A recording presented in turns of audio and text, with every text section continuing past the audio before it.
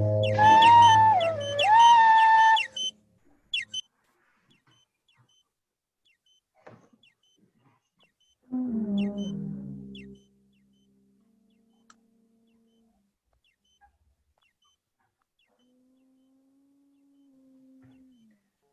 a todos, bem-vindos ao 5º episódio de Os Capítulos de Baker. Eu sou Cristiane Zoen Esteves. E eu sou o Beto Matos. A nossa peça, A História de Baker, foi contemplada com o Prêmio Zé Renato da Prefeitura de São Paulo em 2019.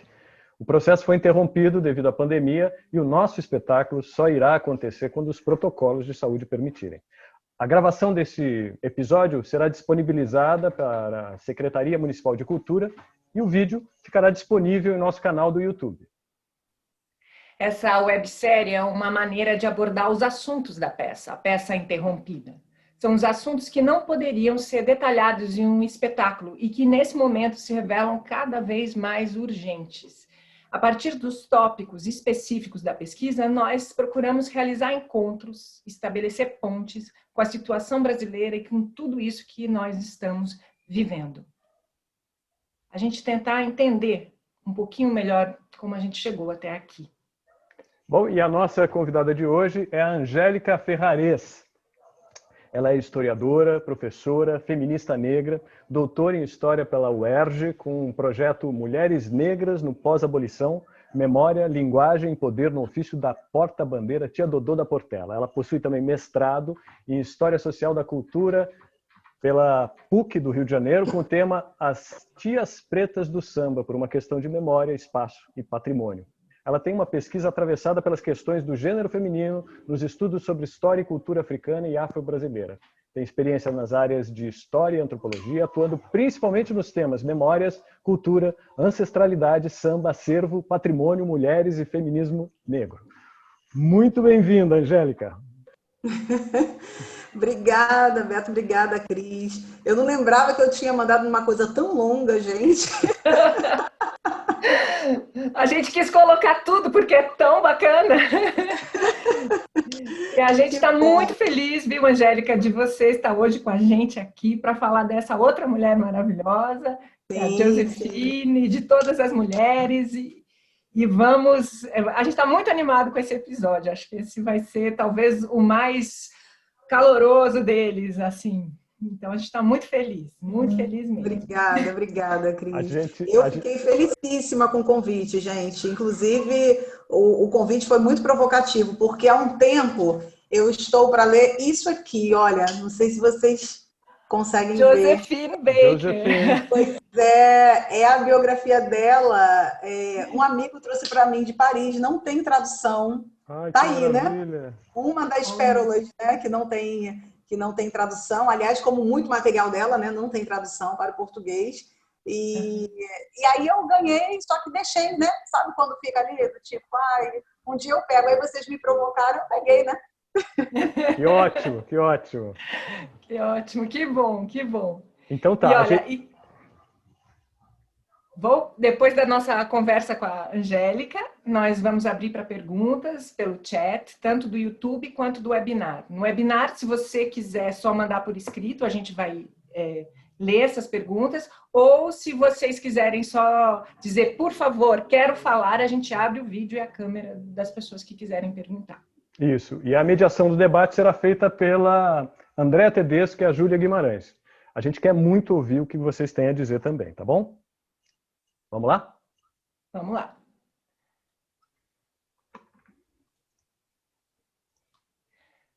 Em 2003 é quando começa a minha parte nessa história. Numa manhã eu abro o jornal e encontro essa notícia.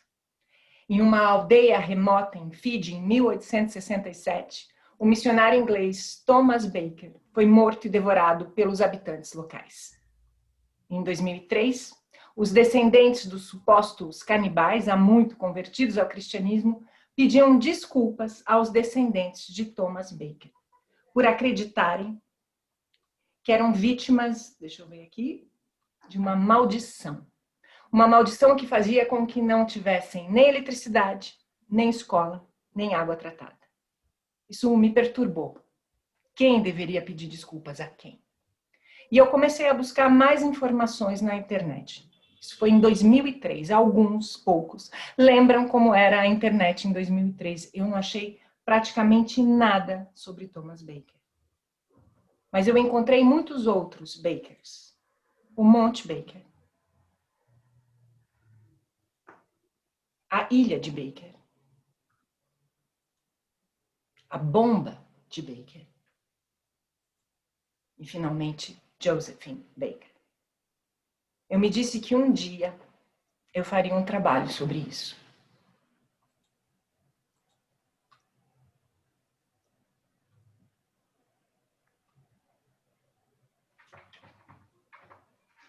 Quando nós começamos a pesquisa, não sabíamos quase nada sobre Josephine Baker. A saia de bananas, os seios nus, os cabelos curtos, a la garçon. Só isso, nada mais. Ou talvez um pouco mais. Mas como falar de Josephine? Como falar de uma mulher que foi tantas? Uma imagem que encanta, fascina, mas que escapa. Talvez a gente deva começar pelo dia que, nas palavras dela, foi o mais importante da sua vida. Dia 28 de agosto de 1963.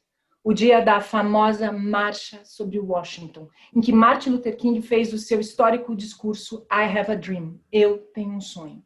Neste dia, Josephine foi uma das únicas mulheres a falar na tribuna, ou talvez a única mulher a falar, segundo algumas versões. Ela vestia o seu uniforme da resistência francesa. Era uma afirmação contundente, vinda de uma cidadã americana negra que sempre foi um ícone da moda. O discurso de Josephine nós procuramos. Procuramos, e o mistério é o que ela teria dito. A gravação que nós encontramos na Biblioteca do Congresso americano não se parece em nada com os relatos de quem estava lá. Em outras fontes encontramos o seguinte texto. Quando eu saí de St. Louis há muito tempo, o condutor me indicou o último vagão do trem. E todos vocês sabem o que isso significa. St. Louis. Foi lá que Josephine nasceu em 1906, em plena vigência das chamadas leis de Jim Crow. Leis que exigiam instalações separadas para brancos e negros em todos os locais públicos. Essas leis segregacionistas foram aplicadas entre 1877 e 1964 na maior parte dos estados americanos. Interessante que a gente descobriu que uma das razões para essa lei é que ela tirava o voto dos afro-americanos. A família de Josephine em St. Louis era tão pobre que ela e o irmão catavam pedaços de carvão na rua para aquecer a casa. Mais tarde, ela explicou que dançava para se aquecer.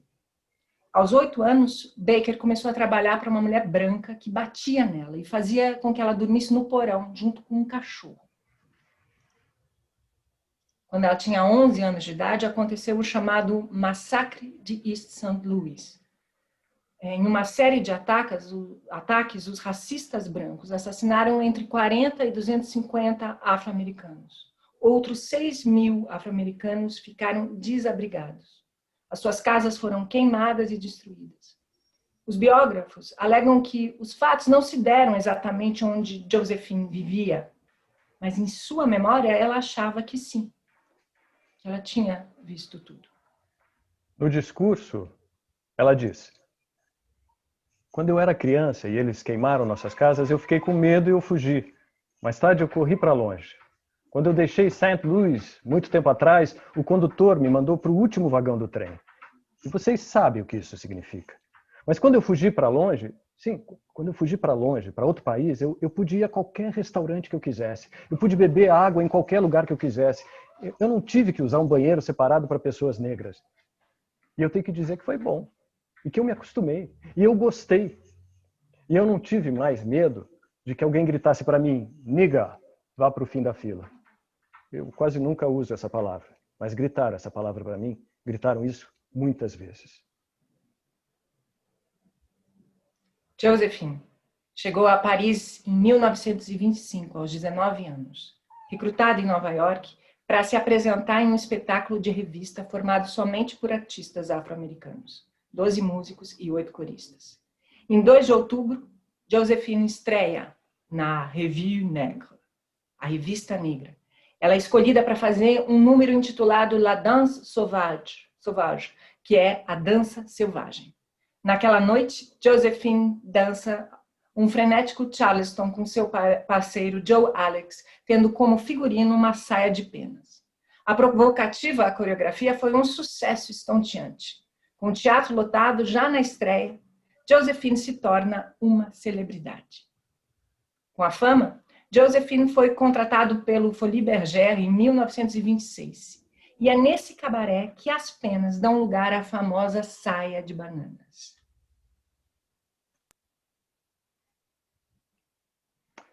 Anos depois dessa cena que a gente está vendo aí, Joséphine comentaria sobre o seu impacto.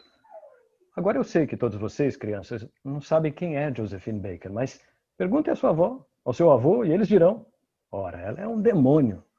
Quer saber de uma coisa? Eles estão certos. Eu era um demônio. Dançando com vitalidade e sem constrangimento, quase nua, a sua saia de bananas encarna o erotismo e sustenta as fantasias da sociedade francesa sobre as supostas populações e culturas da África. Havia um gosto pelo exotismo nos loucos anos 20. Era a moda colecionar arte africana, escutar jazz e dançar o charleston. Mas, com a crescente resistência à colonização por parte dos povos colonizados, o discurso do colonizador sobre o outro se tornou ainda mais racista.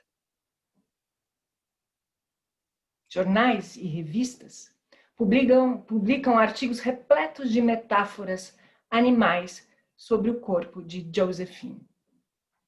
Dizem que ela é livre como um pássaro tropical, flexível e vigorosa como uma pantera,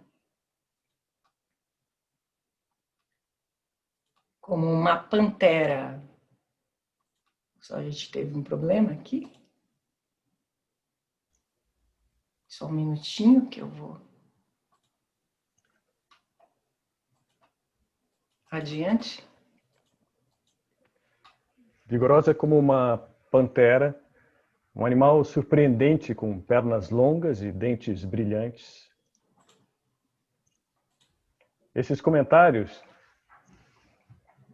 chegaram à violência de compará-la a um macaco por causa de suas longas pernas, que, segundo eles, serviam para pular e balançar de galho em galho. Artistas intelectuais e jornais publicados por africanos na França defendem Joséphine do horror desses comentários racistas, mas é interessante como ela mesma se apropria desse discurso em seu proveito. Ela adota animais exóticos como pássaros, macacos e até uma chita. A imagem de Baker entre o africano primitivo e o moderno americano se tornou um fetiche para a vanguarda artística, mas também um fenômeno popular. Ela faz propagandas, ela lança um produto para cabelos, o chamado Baker Fix, que é esse aqui que a gente está vendo. Lança um óleo de bronzeamento, o Baker Oil. Joséphine estampa as revistas femininas de moda e lança sua própria autobiografia. Em 1930, na revista Paris qui remue, ou Paris qui rebola, Joséphine Baker canta La Petite Tonkinoise, um hino à mulher colonial. As mulheres nativas são retratadas como lascivas, como desavergonhadas, conhecedoras das questões do amor, pintadas como canibais, sempre prontas a ceder ao primeiro olhar de um belo oficial branco. Essas mulheres acabariam chorando com a partida do seu amante. Essa é a voz de Joséphine.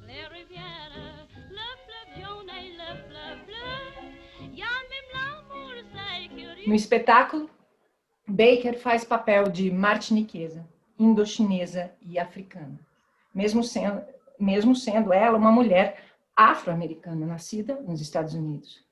Baker se torna o símbolo da mulher colonizada e do sucesso da suposta missão civilizatória colonial.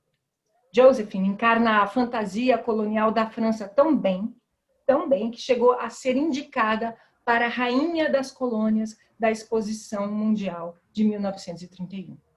A indicação foi retirada porque ela não era cidadã francesa nem de nenhuma das colônias.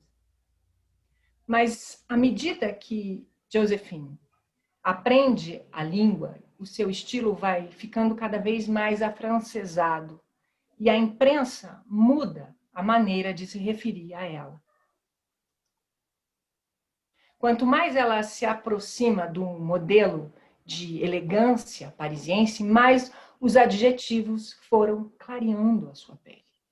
Chamada antes de beauté do diabo, beleza do diabo, de deusa negra, Vênus de ébano, ela vai sendo chamada de perfeição morena, de créole, de cor de bronze, cor de rum, cor de canela.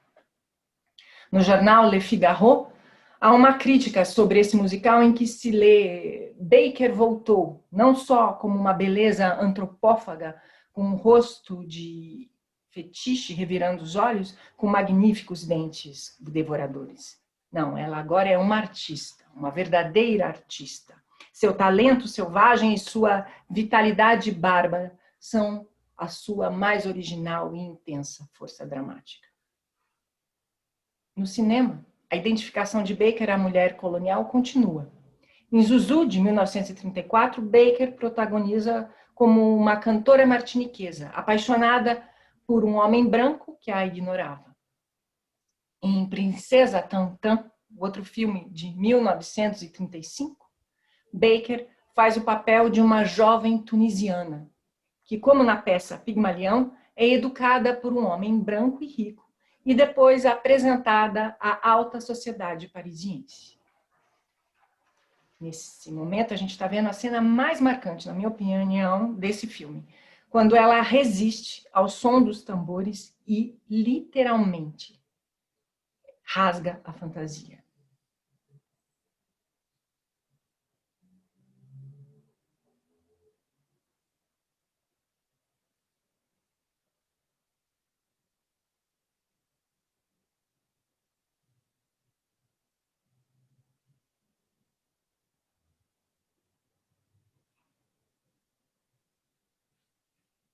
No final desse filme, é interessante que Joséphine volta à sua vida de garota tunisiana e dá a um burro um livro chamado Civilização, e o burro come.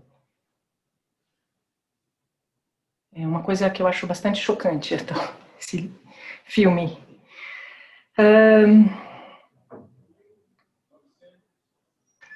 Em 1939, Joséphine vem ao Brasil e contracena com o Grande Otelo no Cassino da Urca na cena Casamento de Preto. Grande Otelo falaria sobre esse momento.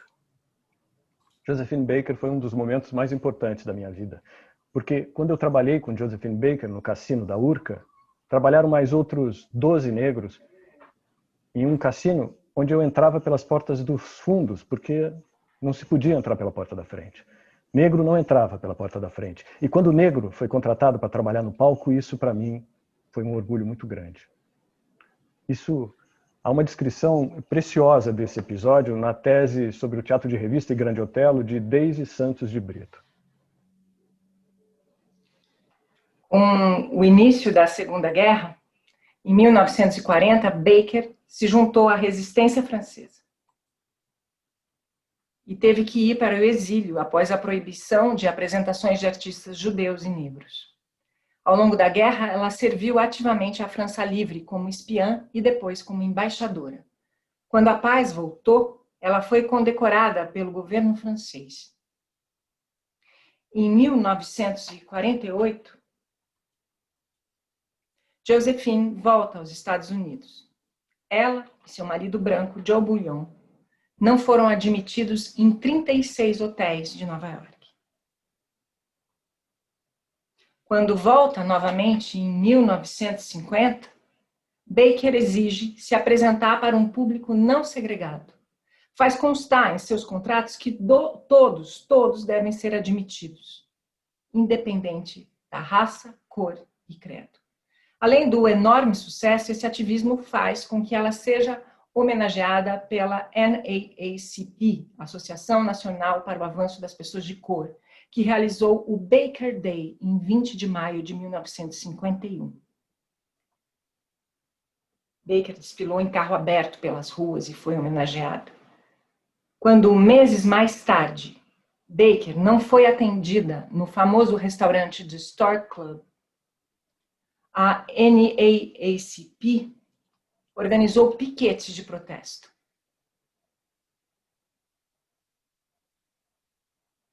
No site oficial do FBI, nós encontramos 3 arquivos com documentos sobre as atividades de Josephine Baker de 1951 a 1968.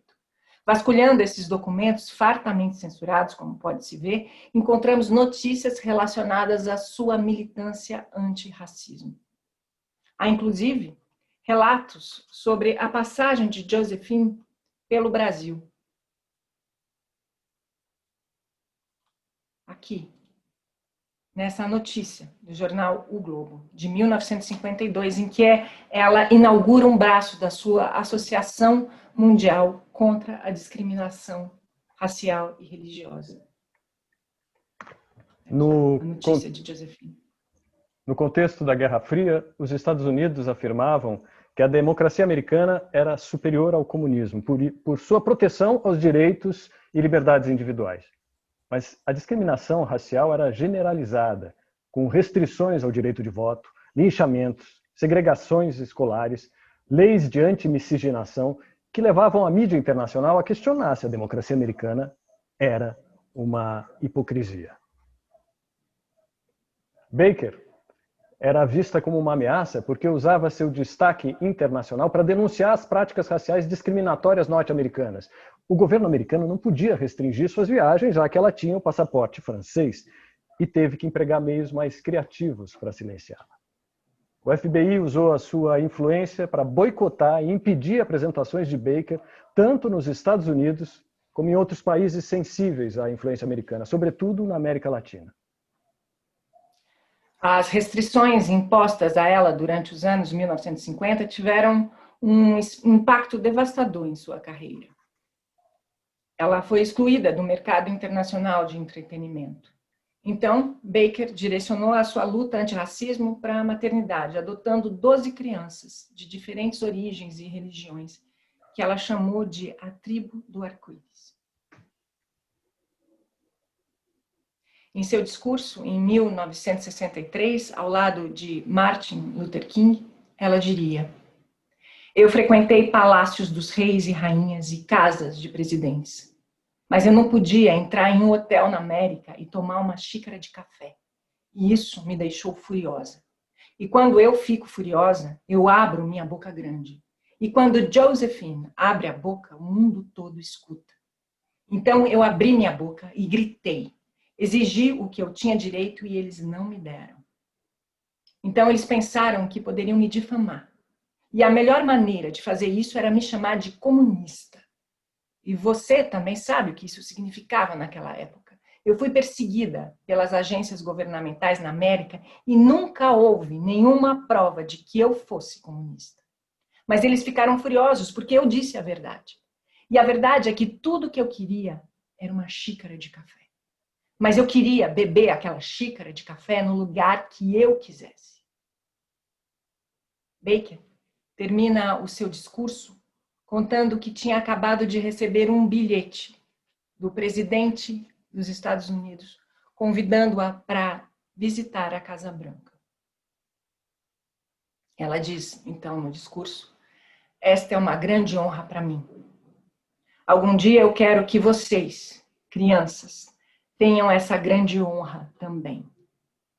E sabemos que esse tempo não será um dia. Nós sabemos que essa hora é agora."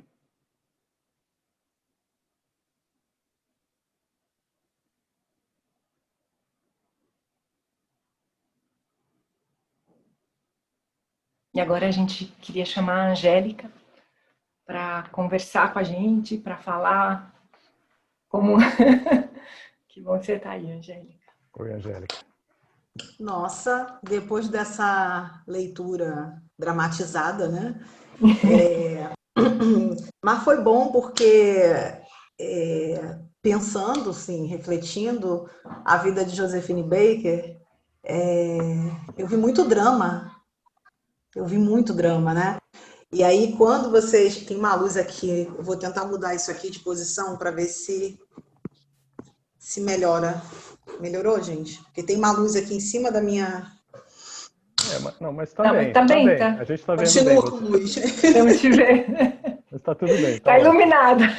Pois é, mas é que tem muita luz aqui. E aí eu fiquei pensando muito no drama, né? E o drama, não só no drama, né? Mas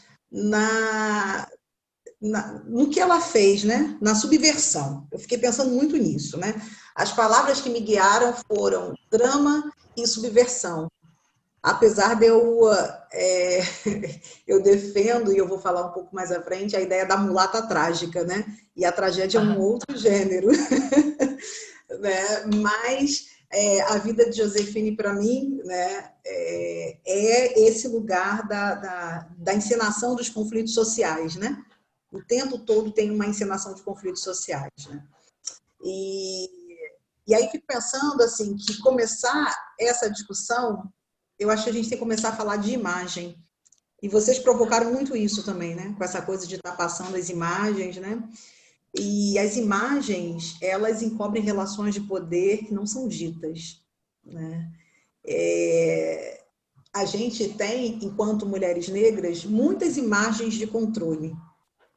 Né? Imagens de controle é um conceito utilizado por Patricia Hill Collins, e que, diferente dos estereótipos, porque a ideia é a seguinte: o estereótipo, ele sempre anuncia uma estereotipia, uma anomalia, né? Ele é sempre negativo, né? O estereótipo, ele sempre parte, né, de um polo negativo, né?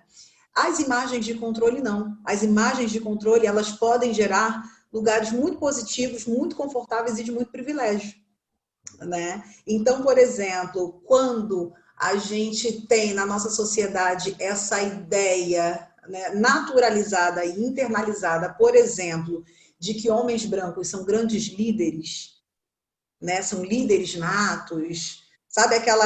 Acho que teve um banco, não vou fazer propaganda de banco, até porque nem é o meu e nem estou, enfim, mas teve um banco que fez um comercial, que era um comercial assim: pense numa cantora de sucesso. Aí a pessoa ficava assim: ela é branca, ela é assim, ela é assada. Pense numa empresária. Não sei se vocês lembram disso, foi bem recente isso. Pense numa empresária. Um empresário, uma empresária. É a empresária? Bom, essa empresária, ela é branca, ela usa roupa social, ela gosta de sapato assim. E aí foram 3 pessoas perguntadas, né, para as pessoas pensarem em outras 3 atividades, outras 3 funções. E aí no final vinha quem essas pessoas, quem a pergunta era referente a uma empresária. E aí veio uma empresária, uma mulher negra. A cantora de sucesso era Lineker. Aí veio o Lineker, né? E a outra pergunta era, acho que era uma coisa a ver com atleta ou qualquer coisa assim, e aí veio a Gleice Damasceno, né? Então, imagens de controle, né? Vê que não são estereótipos, são imagens de controle que faz com que a gente, né, com que o olhar já desvie e já vai logo entendendo que, bom, o empresário, quem é esse empresário? Ele é um homem, ele é branco, ele é hétero, né? Ele tem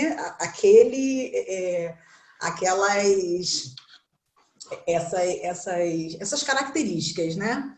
E imagens de controle, né, são imagens que fizeram, por exemplo, com que mulheres negras fossem sempre associadas ao ambiente da domesticidade, ao ambiente da servidão, ao ambiente as imagens de mulheres fortes e guerreiras, né? Diferente, por exemplo, de mulheres brancas, elas são associadas ao lar, ao cuidado com os filhos, né?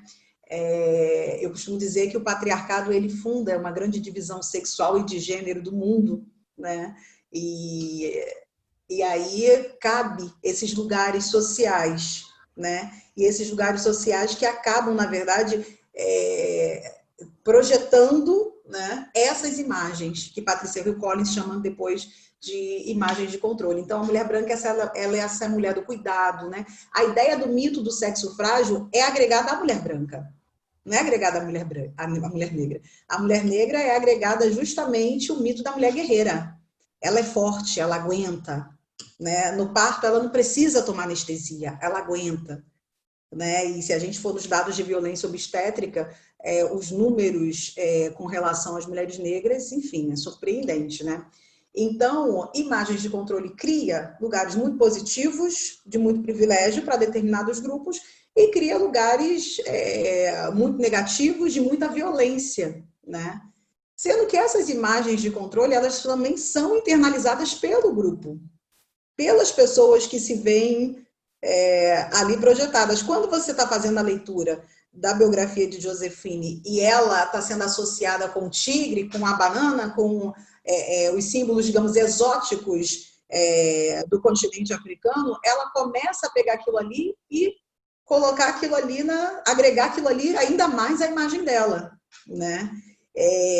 Acaba internalizando também, de certa maneira, por mais que eu ache que ela também tem uma linha tênue, né, entre essa internalização e entre a subversão que ela faz, isso eu acho específico dela, né?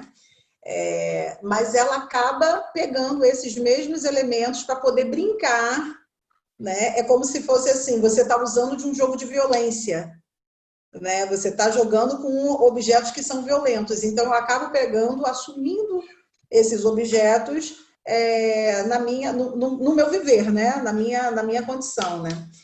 E essas imagens de violência são imagens de violência contra essas agregadas, né? Não são contra, mas são agregadas, são coladas a essas mulheres negras. São imagens, por exemplo, que vai construir as tais modernidades que se fala, né? Tanto que a própria Joséphine, a imagem dela serviu à ideia de uma modernidade negra, né? Essa coisa de uma mulher negra no palco, né? Essa mulher que começa a ser mulatizada, né? Uma mulher negra que começa a ser mulatizada, passando por esse processo de, ela é cosmopolita, ela é viajada, então ela vai clareando, né? Digamos assim, vai clareando essa mulher. E tem uma outra imagem muito poderosa associada a ela que teve diversos apelidos, né? Desde a Cleópatra do jazz, enfim, diversos apelidos, e tem um que me chama a atenção, que é o da Vênus, a Vênus negra, né? Ela é associada à ideia da Vênus. E o que é a Vênus, se não é a deusa do amor, né? Da beleza e do erotismo na mitologia romana. Na mitologia grega, ela está mais ali para Afrodite, né? Que também é a deusa do amor, da beleza e do erotismo, né? Agora, a Vênus negra Joséphine me fez lembrar de uma outra Vênus negra, que é a Vênus Hotentote. Não sei se vocês já ouviram falar em Sarah Baartman, né? E pensando na história de vida de Joséphine e cruzando com a história de Sarah, rapidamente, só abrindo um parêntese, né? Sarah Baartman é uma mulher da África do Sul, né? Nascida em 1780 e pouquinho, né? Eu sou uma historiadora péssima em datas assim fechadas, mas é por aí. Ela nasce na África do Sul e Sarah Baartman, assim como Joséphine, ela tem bunda, né? Só que Sarah Baartman ainda tem mais bunda ainda, né? Então Sarah, ela chama atenção por essa coisa que eles chamavam de uma bunda protuberante. E servindo a épocas diferentes, né? A Joséphine já século XX e Sarah, a gente está falando de final de século XVIII e ela pega século XIX. Sarah é levada para Londres na época para espetáculos circenses. A ideia do espetáculo, inclusive, cruza muito a vida dessas Vênus, né? Tanto a Vênus Josefine quanto Sara, né? Josefine ganha a coisa do espetáculo no palco e Sara o espetáculo no circo. Mas porque a época era o circo, não era o teatro, né? O circo era a coisa do circo que era itinerante, né? E aí Sara é levada para Londres, né? Para poder existe um gênero para essa coisa circense, né? Que gosta de espetacularizar em cima do que eles chamam de anomalias, por exemplo, anão, sabe? O Golias, um homem grande, né? E Sara entrou nessa coisa por conta da bunda, afinal de contas era o corpo exótico, era o corpo selvagem. Aliás, existe sempre uma agência sexual selvagem agregada nessas imagens de controle agregada à mulher negra, né? E aí Sara fica, né, um tempo em Londres e muito por conta do sucesso, estou botando entre aspas, muito por conta do sucesso que ela faz em Londres, ela é levada para Paris. Só que ela não está chegando na Paris de Joséphine, né? Ela está chegando na Paris de 1800 e pouquinho, bota aí 100 anos antes de Joséphine, e é um momento onde a preocupação não é a modernidade, né? A preocupação é a ciência, né? Existe uma preocupação do desenvolvimento da ciência, inclusive do racismo científico, né? Passa muito por isso. E, aliás, o racismo científico passa muito pela observação dos corpos de mulheres negras, né? Então, Sara, ela é levada para Paris com a promessa de que lá você vai brilhar, lá você vai ser, né, vai ganhar mais dinheiro, essa coisa toda. Lá ela foi estuprada, morre aos 26 anos, ela ficou dos 21 aos 26. Né? Ela fez um percurso muito rápido, muito meteórico. Né? 21 ela chega em Londres, 26 ela morre em Paris. Né? E durante esse tempo ela vai, enfim, né, conhecer abaixo do nível da humanidade. Né? Ela é estuprada, ela morre prostituída e alcoólatra. Né?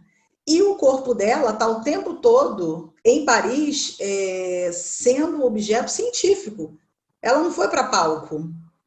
Né? Ela chegou aí a alguns palcos em Paris, mas ela foi para lá para ser estudada.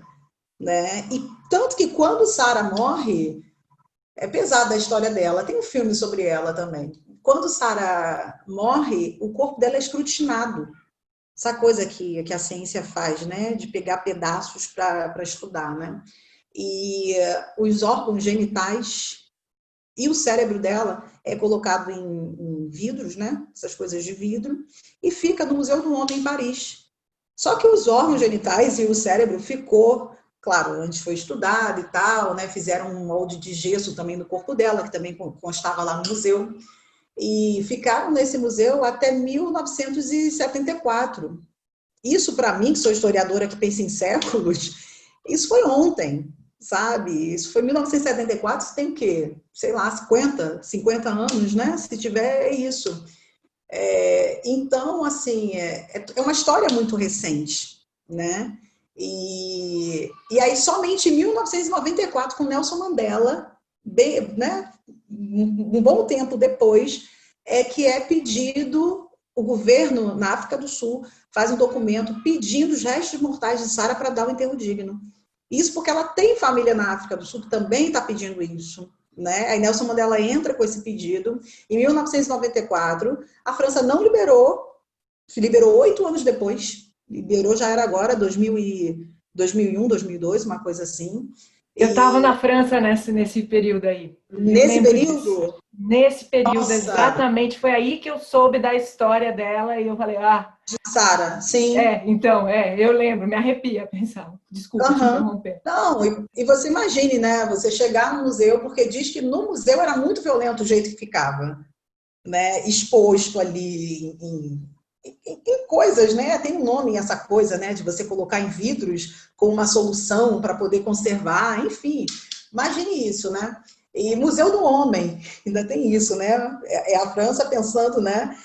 A gente está falando da França de século de 19, né? Isso já a gente está falando da França de século 19.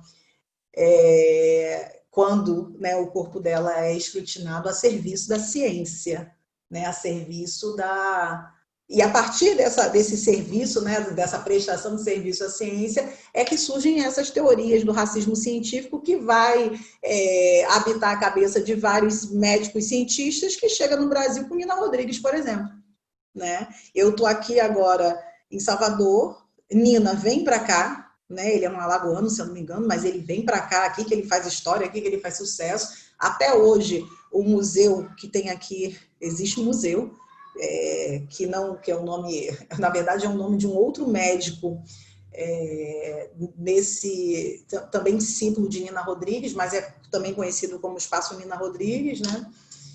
E que inclusive também tinha, até recentemente, até 2013, 2014, se eu não me engano, foi a Bienal da Bahia, depois de 25 anos, a Bienal de Arte da Bahia, aconteceu em 2014, depois não aconteceu mais.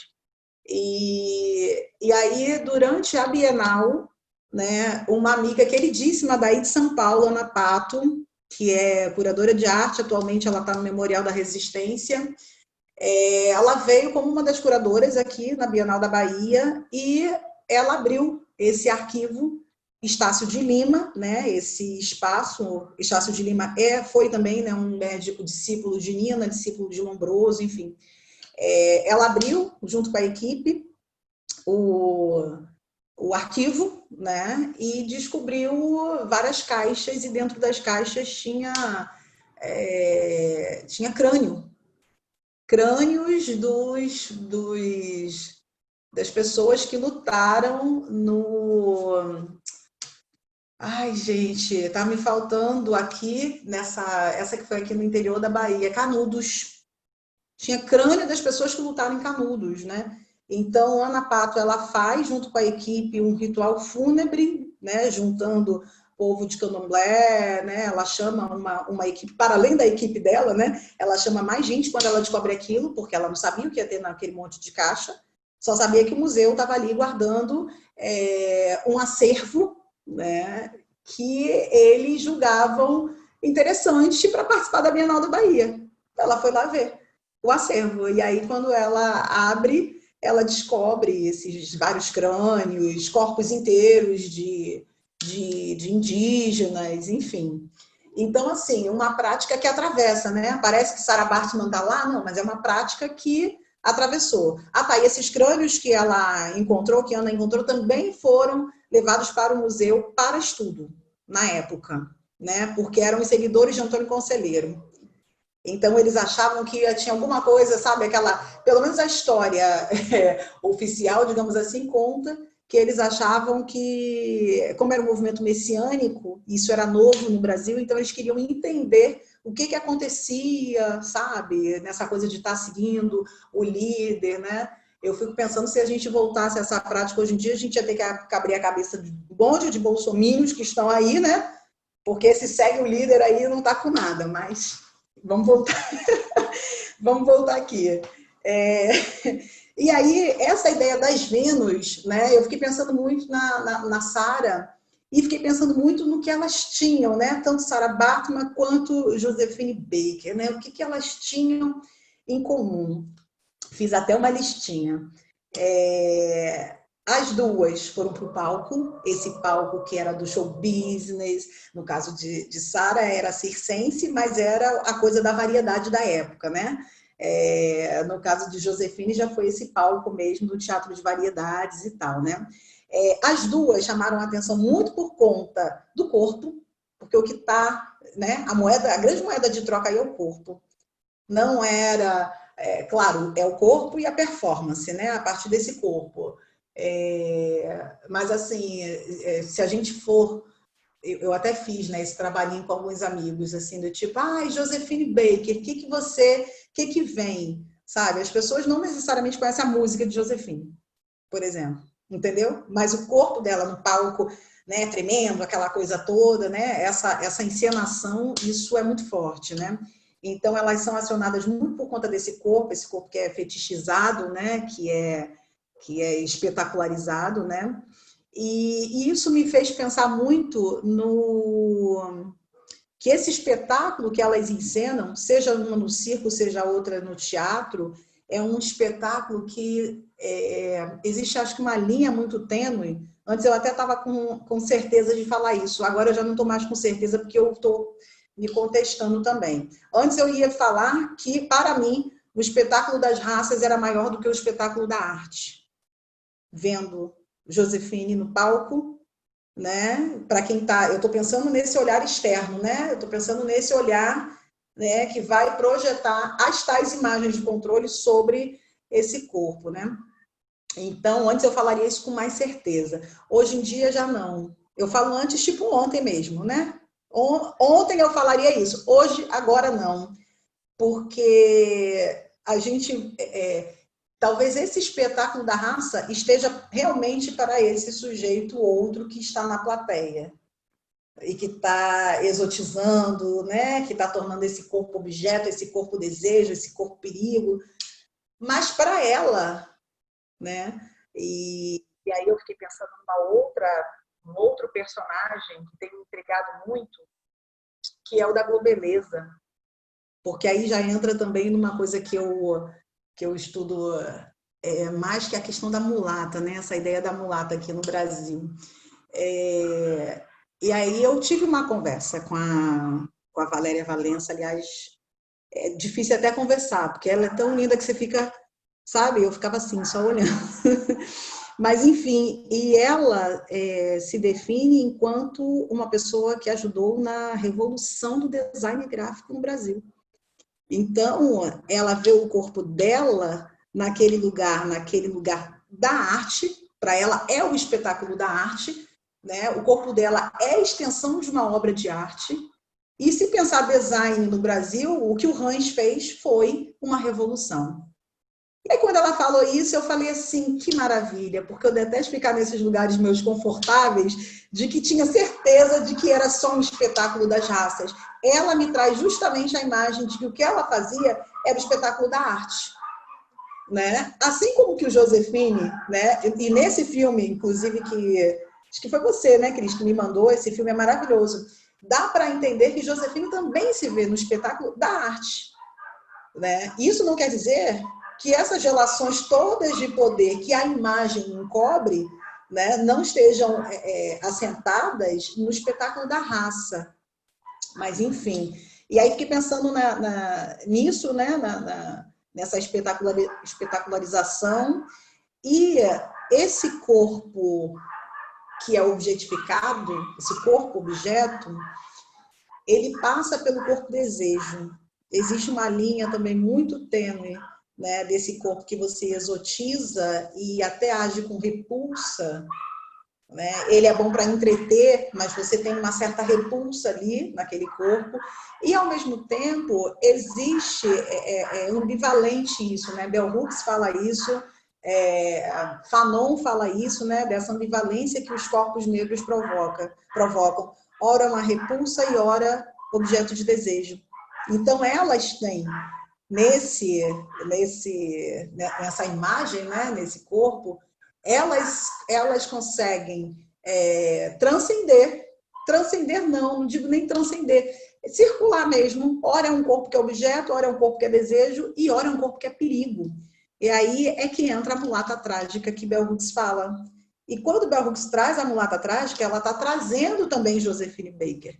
Ela está analisando Josephine Baker e ela está analisando outras mulheres negras na mesma época que estavam sendo filmadas, que estavam no cinema. A Bell Hooks traz a mulata trágica a partir das mulheres no cinema, da representação, né? Do imaginário das representações de mulheres negras no cinema. E ela cunha, né, esse conceito, essa expressão, né, da mulata trágica. E é interessante que ela não usa o drama, que é a encenação dos conflitos sociais, ela usa a tragédia. E a tragédia, eu dá até medo de falar isso com vocês que são do teatro, né? Mas a tragédia, pelo que eu entendo, ela sempre anuncia uma morte, né? Tem sempre uma morte. A tragédia, ela traz, pelo pouco que eu entendo, ela traz esse universo da morte, né? E aí, linkando a mulata trágica com... Tá dando para acompanhar, gente? Tá, né?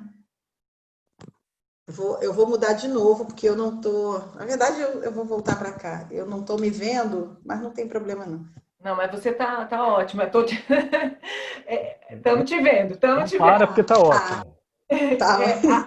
Para a gente, assim, acho que você pode falar muito mais dessa mulata trágica, porque a gente está achando muito interessante. Eu, pelo menos, Sim, mas não ela... conheço nada e tô achando... Quero saber. Sim. Ó, a mulata trágica, a Bell Hooks tem um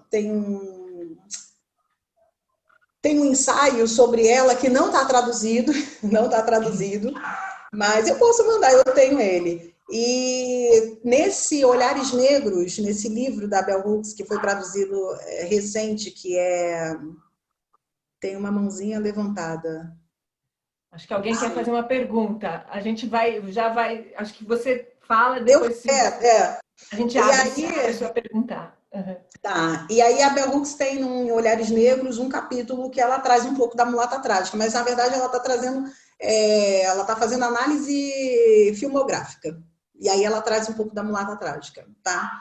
Mas eu vou voltar, mas o que eu vou falar em Grada Quilomba tem a ver com a mulata trágica, né? Porque a Grada, quem me conhece sabe que eu sou gradete, eu me enfio a Grada Quilomba em tudo, porque ela é incrível, né? Ela cabe, eu acho que Grada e Fanon, enfim, a Grada, ela é filha de africanos, nascida em Portugal, só que ela mora em Berlim há muitos anos, né? E ela faz uma escala escalonada pela psicanálise, muito por conta das observações dela, enquanto uma mulher negra que mora em Berlim há muitos anos, né? E o encontro dela com esses filhos de africanos que moram por lá, né? Alguns nascem lá, outros não, mas que estão vivendo em Berlim, né? E a escala que a Grada faz é a seguinte: esse africano lá, seja afro-alemão ou seja, né, um africano lá, ele é o imigrante, né? Ele é tido como o imigrante. O imigrante, ele é associado, são imagens, né? Que ela vai fazendo, Grada. O imigrante, ele está associado à ideia do ilegal. Ele geralmente está ilegal, né? O ilegal é o fora da lei. O fora da lei pode ou não ser criminoso. Ele pode ou não ser criminoso, mas de qualquer maneira, ele sempre oferece perigo. Diante do perigo, você tem medo. E diante do medo, você tem a pulsão de violência. Né? Essa é a escala que Grada faz. Ela está falando do imigrante. Refletindo com Grada, eu levei a mulata trágica, ou a mulata exportação, que a gente tem aqui no Brasil. Né? Até porque aqui no Brasil, muito por conta do carnaval, né? Essa mulata todo ano ela é rebatizada, digamos assim, né? E aí pensando, né, na mulata, a mulata, ela não é ilegal, mas ela é amoral. E a gente vê muito isso também pensando em Josefine, eu li isso recente, né, em algum desses documentos. Então, ela é amoral. Ela está fora da moral, né? Está no espaço da amoralidade. Ela pode ou não ser, por ser amoral, ela pode ou não ser criminosa, né? E aí você se vê diante do perigo. E é justamente aquele perigo da violência e da sedução que esses corpos exotizados de mulheres causam, né? E dentro desse perigo, esse perigo gera medo. Quando você sente medo de algo ou de alguém que você julga inferior, é pulsão de violência que pode chegar à morte. Entende? E é por isso que essa mulata trágica, ela anuncia a morte. Bell Hooks fala isso, ela anuncia a morte. Isso não quer dizer que ela vai morrer, né? Inclusive, a minha defesa é que ela, na verdade, o que a mulata está matando é a própria mulher negra. Porque como a mulata ela é o fetiche, ela é o personagem, né? Ela é o personagem. ela você vai clareando a mulata, você agrega uma agência sexual selvagem nela, né? É um corpo, essa ideia, né, desse corpo que é objeto, que é desejo, que é perigo, né? E você não vê a mulher negra em sua humanidade. Então você acaba, né, pensando nessas imagens, o que está sendo morto gradativamente é a própria mulher negra. Isso não quer dizer que a morte física vá se dar, vá acontecer. Mas a violência, a morte física acontece, que a gente sabe, e a violência, os números, quando a gente vai, enfim, né, observar mulheres negras, os números de feminicídio e tudo mais, a incidência em mulheres negras é bem mais alta, né?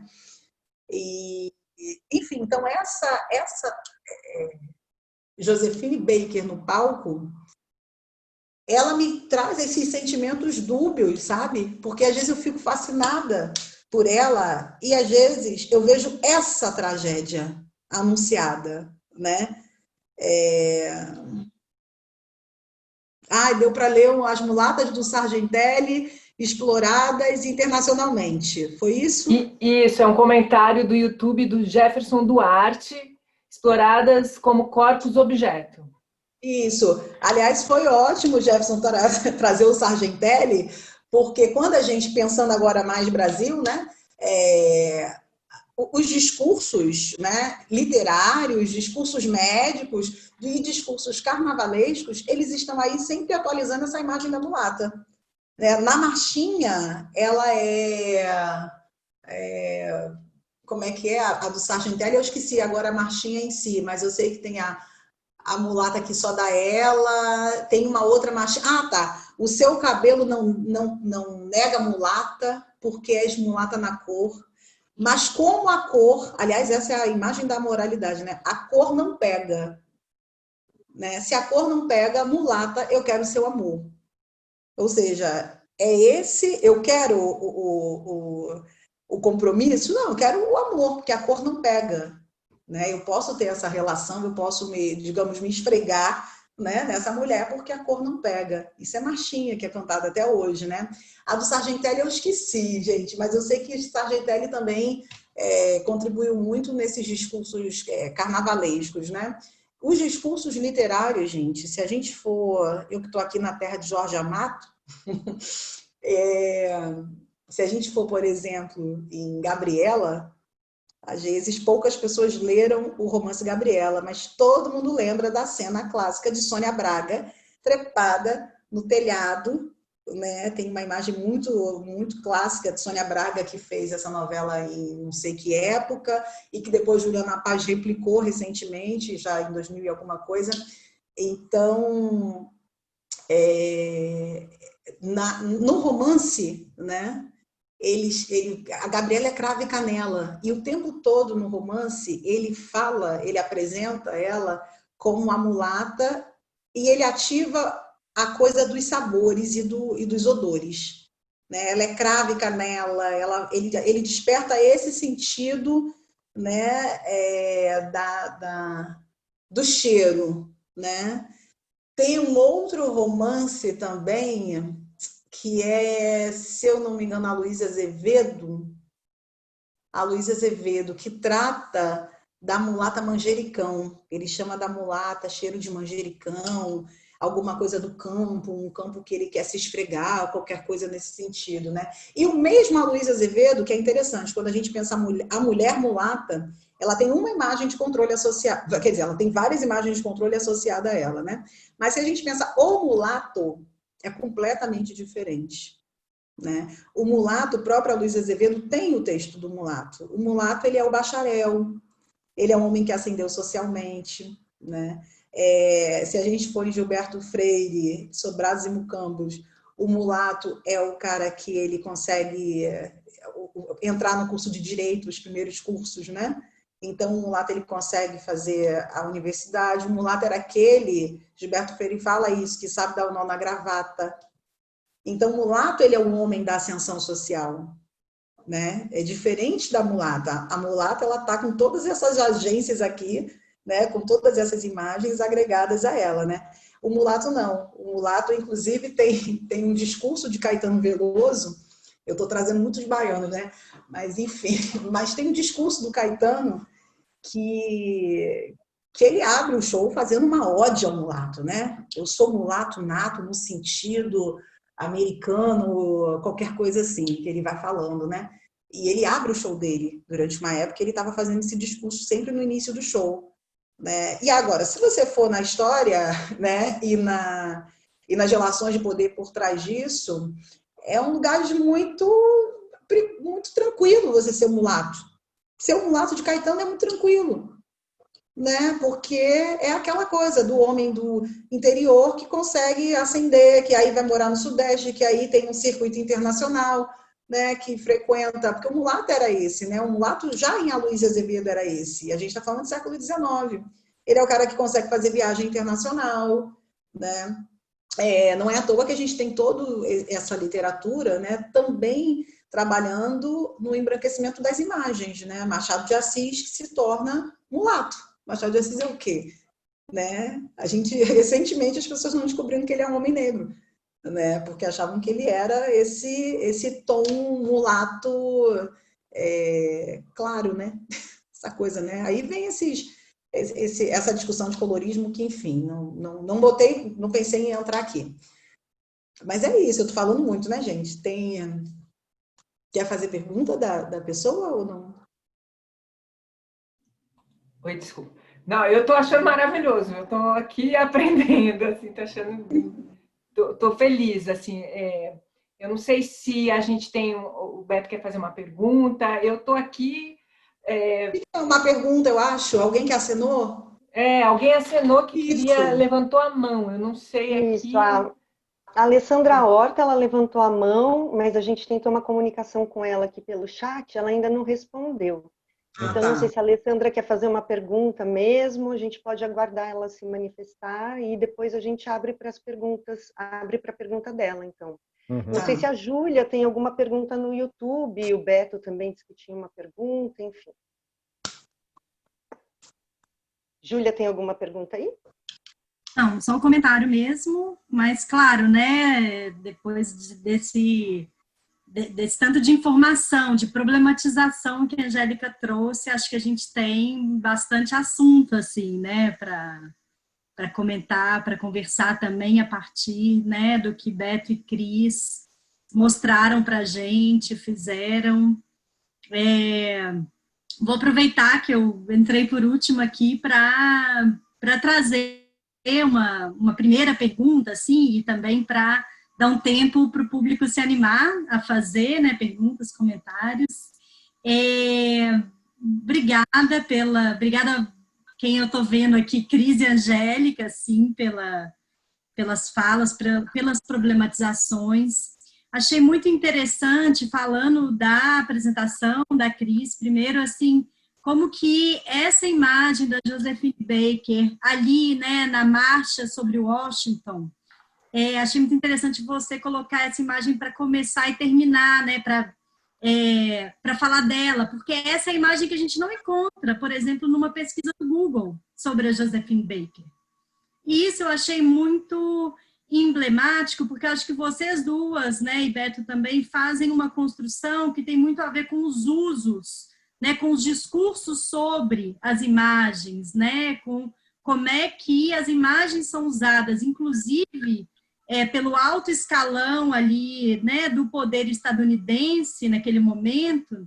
A partir do momento que a Josephine Baker tensiona a imagem de democracia que estava sendo construída, né, pelos Estados Unidos para legitimar uma superioridade, por exemplo, em relação ao comunismo, ela vira inimiga do Estado, né? E, ao mesmo tempo, como que as nossas sociedades, isso, assim, colocam ela, né, muito mais nesse lugar desses estereótipos, né, dessas reiterações que a Angélica falou tão bem, contextualizou tanto, assim. Então, o que eu fico pensando, e também quando a Angélica fala, né, desse lugar aí do espetáculo da raça ou do espetáculo da arte também, assim, é um pouco o que significa como desarmar, né, esses usos redutores de certos ícones, né, que fizeram muito mais do que aquilo que é o né, que aparece, que eu acho que é um pouco do que que a gente está fazendo aqui, assim.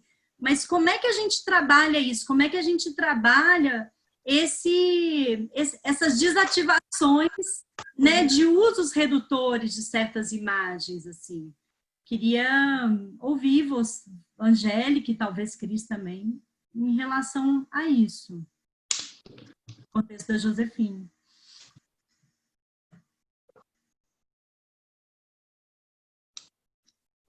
Angélica, você, porque... tô com por favor. Eu só vou pegar uma coisa que é meio vou sair fora um pouco da pergunta da Júlia, porque ela foi falando e foi fazendo um sentido também da mulata trágica que você falou, mas também dessa iminência da morte. Aí eu pensei assim, quando a mulher negra sai deste lugar em que ela é colocada, ela é tida como muito perigosa, né? Josephine, né? Angela Davis, Marielle, assim, vai me arrepiando assim, porque eu vou pensando assim, é como se tem uma força e um poder ali que tem que ser contido. Então, não sei. É com você, Angélica, como desarticular isso e como sobreviver, né? Porque, assim, acho que é um projeto genocida e muito forte. Quando a mulher negra, né, vem para o público tomar o outro lugar, que é o lugar que ela pertence, ela é tolhida, assim, das formas mais violentas. Você sabe que a gente está vivendo agora esse século é conhecido como o século do olhar, né? É o século das imagens. Justamente as imagens ganham muito poder porque a gente está justamente no século do olhar. E a pandemia ativou mais ainda, né? Porque até aí acho que ninguém estava prevendo a pandemia, mas a gente já estava vivendo o século do olhar. Quando entra a pandemia, a gente se torna muito mais virtual. E as imagens, né, a grande briga, a grande disputa de narrativas tem se dado por imagens nas redes, né? Então, eu fico pensando, então que fico buscando muito samba nas minhas reflexões, né? E lendo agora Um Defeito de Cor, a gente já viveu várias etapas, né? A gente já viveu um momento que nós éramos mais auditivos, por exemplo, né? Quando a gente pensa, por exemplo, pós-abolição, período do pós-abolição, a gente tem toda uma população negra escravizada, né? Uma massa nas ruas, e são corpos interditados, né? São corpos interditados, não pode entrar aqui, não pode, né? Você não pode, né? Você não tem nem calçado para poder entrar, né? Então a gente tem esses corpos interditados, assim como no contexto de Josefine nasce, né? Num período de corpos interditados também, né? Você é interditada, você tem que andar do outro lado da rua, você só vai frequentar aquela igreja, aquele bairro, né? Aquele momento que vocês apresentaram muito bem no início. E aí, Paul Gilroy, ele tem uma tese que eu adotei para a vida, que é a seguinte: os sonhos da população negra, ele entrava onde os corpos não entravam, onde os corpos não podiam entrar. E ele está falando isso pensando no jazz nos Estados Unidos, né? Os corpos não entram, mas o som do negro entra naquele ambiente, né? Se eu pensar, eu trouxe isso para o samba, para poder pensar minha pesquisa de doutorado, né? Onde os corpos negros não entravam, isso eu estou lá atrás, no período do pós-abolição, mas os batuques entravam, os batuques eram admitidos, né? E então nós vivemos já essa época muito mais auditiva, a importância, por exemplo, da Rádio Nacional, né? A gente teve a coisa do rádio, né? A grande publicidade pelo rádio, enfim. E aí a gente agora vive, abrindo um parêntese, né? A Ana Maria Gonçalves, em Um Defeito de Cor, ela está chamando atenção para mim, que estou pensando em sentidos, ela está chamando atenção para o cheiro, porque durante a época da escravidão o cheiro, o olfato era muito importante, sabe? Isso era muito aguçado na população escrava, na população escravizada, né? Era a coisa do cheiro do navio negreiro. Você lê as páginas do livro dela, você, sabe, você sente, sabe? Qual o sentido que te toca ali? É o cheiro, né? Depois a gente passa a ser auditivo, né? E agora a gente está completamente imagético, né? A gente está cada vez mais imagético, né? E o que eu costumo falar, eu recentemente até fiz um curso com a Rosane Borges, que é daí de São Paulo, maravilhosa, incrível, que era justamente para poder pensar imagens de mulheres negras. E a conclusão que a gente chegou no curso é que a gente tem que implodir de imagens novas, sabe? Então, assim, essas imagens, a imagem de Josefine, quando Júlia traz assim, essa imagem é incrível, para mim foi uma das imagens que mais chamou a atenção, porque todas as outras eu praticamente já conhecia, já tinha visto. A imagem da Josefine vestindo a fardada, marchando, e eu sabia que ela tinha ido marchar, mas eu nem me liguei do tipo assim, em procurar a imagem disso, sabe? Eu sabia que ela tinha ido para a marcha.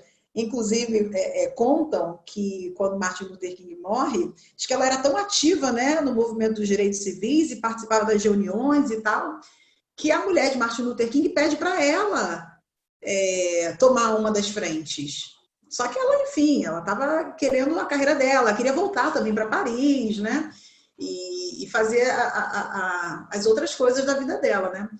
Então, essa implosão o deslocamento dessas imagens gastas, né? E a implosão com novas imagens, até formar esse imaginário social, né? A ideia da Josefine agora fardada, essa imagem é a imagem que eu quero viralizar.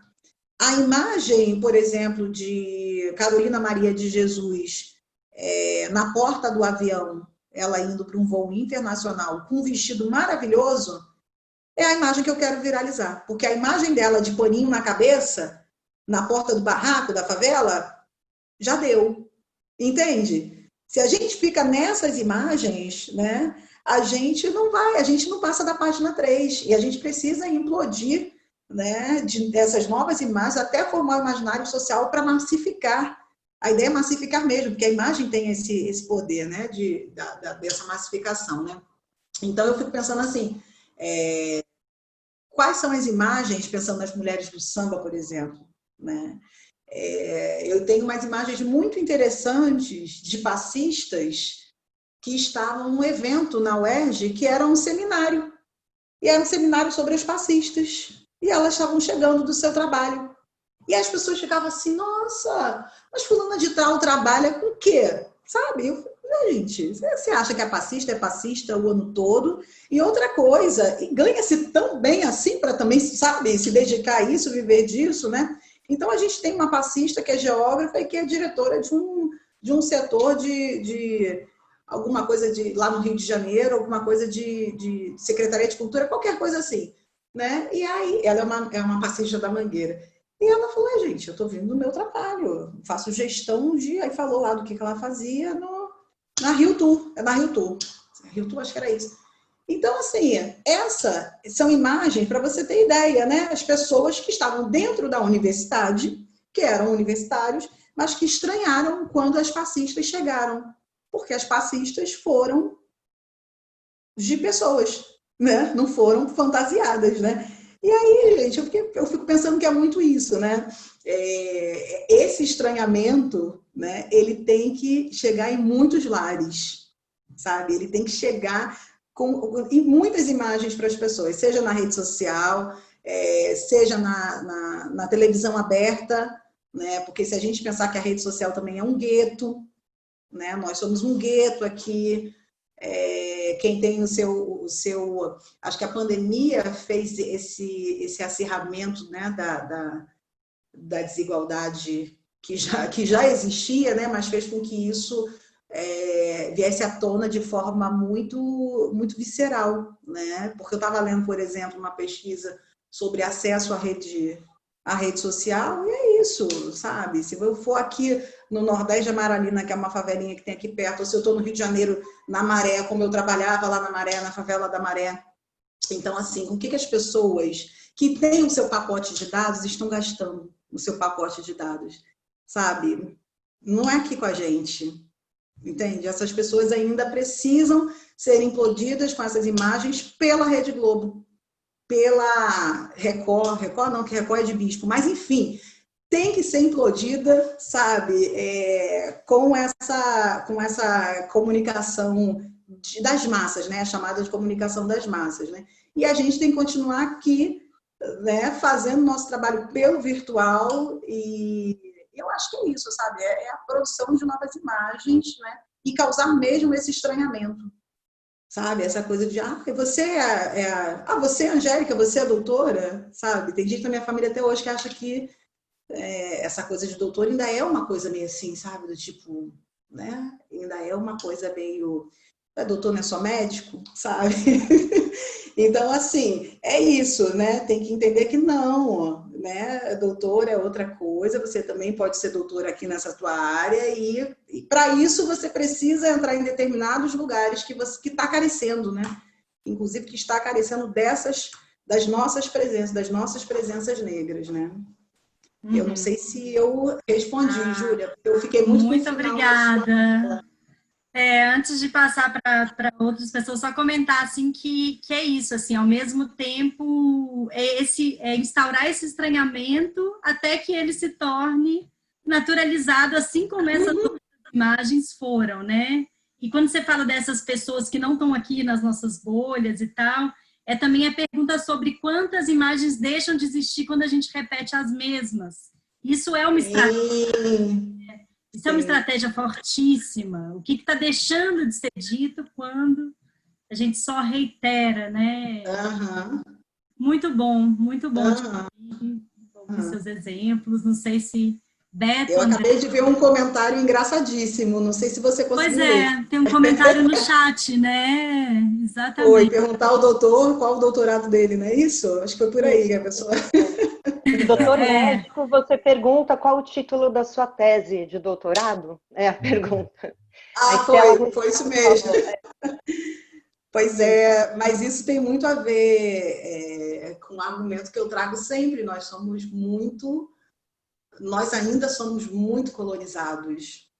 Sim. Né?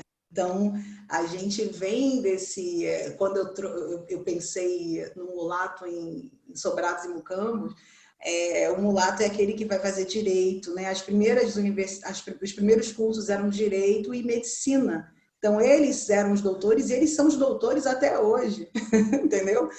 Eles são os doutores até hoje. Então, isso tem a ver, né, com a nossa mentalidade, com a nossa mentalidade colonial, né? Grada Quilomba tem uma frase que eu acho maravilhosa, que ela diz que o Brasil é um projeto colonial que deu certo. Né? E ela conta que ela ficou impressionada a primeira vez que ela veio ao Brasil com a arquitetura. Quanto a nossa arquitetura é colonial, né? E ela conta, por exemplo, que foi no Brasil que ela viu pela primeira vez uma casa com 2 portas, porta da frente e porta dos fundos. Ela falou que isso não era prática, e ela mora em Berlim também há muito tempo. Berlim é também mais cosmopolita até do que Lisboa, né, de onde ela saiu.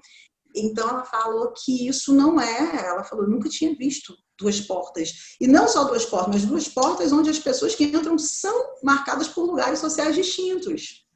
Né? Ela nunca tinha visto a coisa do quartinho de empregada perto da cozinha. Ela falou que viu isso no Brasil. Ela veio a primeira vez, acho que ela fez Rio, São Paulo e Salvador. Né? Ela veio por uma Bienal, isso já tem um tempo. Uma outra coisa, elevador de serviço. Ela falou 2 elevadores. E o pior, gente dentro para operar o elevador. Tipo assim, entrar no elevador e ter alguém para apertar um número. Né? E ela fala assim, gente, a gente não tem essa coisa de elevador com gente dentro, sabe? A gente tem um elevador e os números ficam mais baixos por conta da acessibilidade, porque pode entrar um cadeirante e o número está embaixo, entendeu? o número não fica em cima, o número fica embaixo e acabou. Enfim, e aí quando ela trouxe essa questão da nossa arquitetura colonial, que eu venho para cá, para morar aqui no centro nevrálgico, digamos assim, porque se eu acho que o Rio de Janeiro tem uma arquitetura colonial, aqui tem mais ainda, aqui em Salvador, né? E aí eu lembro quando eu chego no apartamento, eu vou visitar uma amiga no apartamento dela, assim que eu chego aqui, e ela veio me contar que ela estranhou quando ela alugou o apartamento, porque o interruptor da cozinha, ele não fica da sala para a cozinha, ele fica do quarto da empregada para a cozinha. Olha isso. O interruptor para acender a luz, né? Você vai às vezes da sala, da copa, né, para a cozinha. E o interruptor não ficava ali. E ela disse que ficou no tempo, sabe, estranhando aquilo, mas sem entender que era por conta... Bom, se o interruptor fica do quarto da empregada para a cozinha, isso é sinal de que quem está na sala nem frequenta a cozinha. Entendeu? A pessoa nem frequenta a cozinha. Né? A cozinha realmente pertence a um outro, né? Está deslocada da casa, né? E, enfim, né? Eu abri um parênteses para pensar isso porque essa coisa de pensar bacharéis e doutores no Brasil tem muito a ver com esse projeto colonial que a Grada diz que deu certo, né? Uhum. Tem um comentário aqui da Thaís Rosa Pinheiro, que ela quer parabenizar pela iniciativa, falou que é fã da Josephine Baker e também de você, Angélica, e queria trazer a relação entre a figura dessas mulheres emblemáticas, como a Josephine Baker nos Estados Unidos e Valéria Valença no Brasil, que ela fala, meu olhar foram figuras que tiveram um papel simbólico e político que mexeram com as estruturas raciais em ambos os países. Como disse Beatriz Nascimento, aspas, precisamos ser visíveis, pois o corpo de um é o reflexo do outro. E ela enriquece. Acho que antes de te pedir um comentário, se você quiser, Andréia também tem comentário, né, Andréia?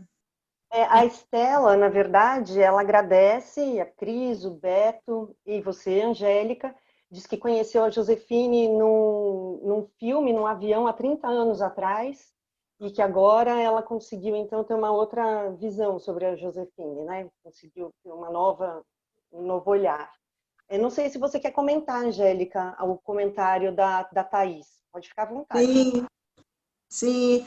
A Thaís é uma queridíssima, gente. A Thaís é uma potência. Tá me devendo uma visita, de repente pode entrar no pacote aqui com o Beto e com a Cris, viu, Thaís? Quando eles vierem.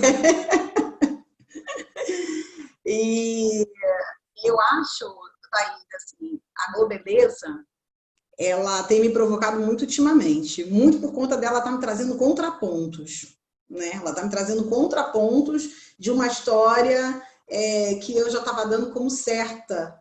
Não como certa, né? Porque a ideia não é certeza, mas assim, que estava me deixando confortável. Então, estava me deixando confortável pensar essa mulata no carnaval, com esse corpo que muito mais serve, né?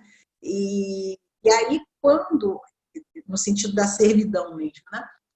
E aí, quando eu vou conversando com Valéria, né, entendendo a pessoa que está por trás da Globeleza, essa pessoa me chama a atenção para um corpo que é estratégico, né? Que é um corpo que é subversivo, que é um corpo que é estratégico, que é um corpo, assim como Josephine, por exemplo, é uma mulher que ela consegue... ela é cosmopolita, ela consegue transitar muito bem em toda a Europa, não é aceita muito bem em todos os lugares que ela passa, mas ela consegue transitar, até porque ela está levando a inovação, digamos assim como Valéria Valença se coloca nesse lugar de inovar o design brasileiro a partir, né, da arte em corpo, né? Josephine está levando também essa inovação.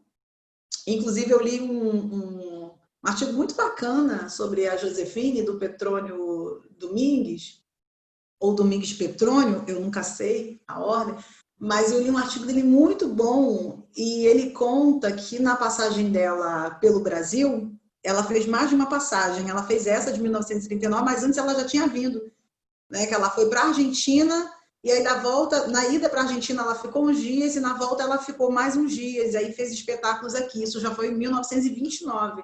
Depois ela volta 10 anos depois, e aí fica mais um tempo, que foi quando grava com o Grande Otelo e tal, né? E aí, quando ela faz a primeira passagem dela aqui, os meninos em São Paulo começam a chamar as meninas se animam, porque afinal de contas aquela mulher no palco, sabe, ela me encoraja, a imagem de Beatriz, né, esse corpo dessa mulher refletindo, né, todo o universo de mulheres negras. Então a imagem dessa mulher, né, poderosa, né, esse liberalismo sexual, né, esse domínio todo que ela parece ter, essa imagem, ela me provoca, ela me incentiva, né? Então eu quero botar meu batom vermelho, eu quero fazer o cabelo, a ideia de fazer o cabelo da Josefine, pegar o bronzeado para ficar mais bronzeada e tal, né? E aí as meninas começam a ficar mais animadas, né, com a passagem da Josefine. E os meninos começam a falar assim para as meninas: vai lá, olha lá uma Josefine. E olha lá uma Josefine era pejorativo. Não era do tipo, olha uma Josefine, como ela é linda, como ela é poderosa, como ela, né, aquela ideia de ela estar com a sainha curta né, e a culpa é dela, né? E aí os meninos começaram a usar essa ideia de Josefine, de chamar a mulher de Josefine, né, para poder falar que ela era vulgar, que ela estava vulgar, que ela estava nesse... Petrônio conta isso nesse artigo, né, a recepção da Josefine pela imprensa negra de São Paulo, né, e que é muito boa, e inclusive foi estratégica a imprensa negra ter essa recepção muito boa e começar a massificar a ideia das imagens, né? Começou a jogar as imagens da Josefine da ascensão social, da Josefine que ficou rica, né? Que ganha muito dinheiro, que tem Paris aos seus pés, até porque Paris, cidade de luz, né? Aquela coisa, né? Do Brasil, né? Se espelhando nessa Paris da Belle Époque, né? No caso, depois da Belle Époque até. Mas, enfim, então, essa imprensa negra, ela bate muito nessas imagens da Josefine. Mas as imagens da Josefine controversa, sabe? Da Josefine que quer ficar nua, né? E tem uma pessoa que conta, acho que é a biógrafa dela, não essa daqui, que essa biografia não foi traduzida, mas a que foi traduzida. Ela conta que a primeira vez que ela teve que ficar nua, ela não quis. Ela estava com várias questões para poder ficar nua e tal. E aí, depois que ela ficou nua, ela não queria mais botar roupa. Todo o espetáculo ela queria ficar nua, né? Que é isso, é o espetáculo da arte. Ali ela devia estar vivendo a catarse no próprio corpo da situação, né, que o espetáculo ali estava proporcionando, né? E isso, para os olhos de quem está fora, é a ideia da moralidade, né? Olha, tá nua.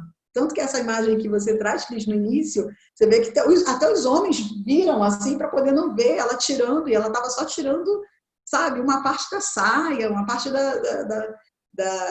do figurino, né? Então, eu acho que são imagens que não anulam não existe uma ou outra certa, né? Eu acho que existem esse vulcão, digamos assim, esse furacão que foi essa mulher, né? Mas é importante perceber ela enquanto o furacão, enquanto a ventania e enquanto a brisa. Porque se você não for ver ela também enquanto brisa, você não humaniza. Você tem sempre, sabe, você está sempre dialogando com o personagem, levando o personagem para a cama, né? Então, assim, tem que entender ela enquanto a brisa, né? Enquanto essa mulher que vai ser mãe, que aí vai canalizar toda a energia, como o Cris falou, acho que foi Beto, não lembro, né? Ela acaba canalizando toda a energia dela quando ela sai do palco para poder criar os filhos, ela adota 12 crianças dos mais diversos países que ela vai passando, né? Ela faz a própria tribo dela, né? E eu acho que até mesmo essa imagem de fazer a própria tribo talvez tenha a ver com esse não você não ter pertencimentos locais, seja em Paris, seja nos Estados Unidos, seja nos lugares por onde ela passou. Ela não tem essa coisa do pertencimento. Então, ela faz a tribo dela e ali ela tem o pertencimento dela, nessa grande família. E que ela opta por criar em Paris. Né? Tanto que ela morre em Paris, ela fica a maior parte do tempo em Paris, acho que com as crianças já no final da vida, digamos assim, né? E essa recepção da imprensa negra de São Paulo, né, é muito interessante, porque deixar de fora esse lado da Josefine, que é brisa, né, isso também quer dizer muita coisa da moral da época. Né? Também essas pessoas ainda muito moralistas, que preferem abafar esse lado, abafa essa parte, deixa só a Josefine que interessa, que inclusive interessava ao movimento negro da época, porque era uma mulher que estava ascendendo socialmente. Olha, tá vendo? Uma mulher negra que está ascendendo. Essa ideia de todas podem, né? Todos podemos, né? Porque ela está fazendo ela está sendo esse farol, né? Enfim, eu acho que tem, pensando no que a Thaís colocou, acho que tem tudo isso, Thaís. Tem essa coisa delas estarem inovando a partir da arte, a partir de uma coisa meio dona de si, né? Fico com essa sensação de que elas colocam muito, né? Mas também pode ser imagem, também pode ser produção de imagem. As imagens enganam muita gente, né? Mas pensando nas imagens, né? Eu fico muito com essas imagens dessas mulheres muito como donas de si, né? Usando uma coisa bem clichê, né? Dona de si é o quê, né? Mas enfim, mas é isso, né? É essa coisa de tentar o máximo de liberdade de alguns padrões exigidos e ao mesmo tempo algo que está mais de olho no futuro, né? Muito mais de olho no futuro, né? Talvez por isso tenha essa perspectiva que Valéria Valença traz quando ela fala de inovação. Ela já se entendendo lá no presente, como, né, uma peça numa obra de arte que é inovadora, né? Enfim. Eu vou pegar um gancho seu, então, Angélica. Quando você fala da ausência dessa condição brisa da Josefine, né?